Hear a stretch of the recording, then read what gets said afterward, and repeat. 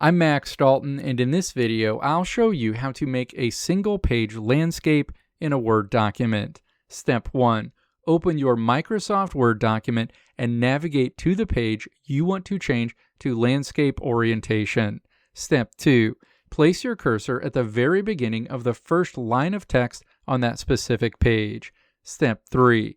Click Layout in the top ribbon menu, click Breaks, and then select Next Page under the Section Breaks section. This creates a break right before your page. Step 4. Move your cursor to the very end of the text on that same page right before the page breaks to the next one. Step 5. Click Layout again, click Breaks, and then choose Next Page under Section Breaks one more time. Your target page is now isolated in its own section.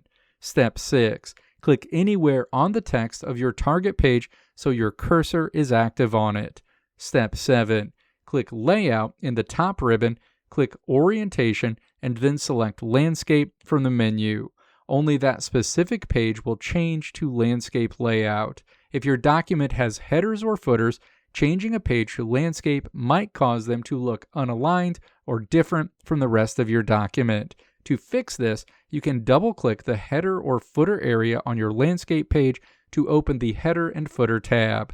Look at the top menu ribbon and click Link to Previous to turn it off. This unlinks the header and footer for this section, allowing you to independently adjust or delete the header and footer on the landscape page without affecting the portrait pages. Let me know if this video helped you out in the comments below. If you liked what you saw here, click the video links on the right side of the screen to check out another video.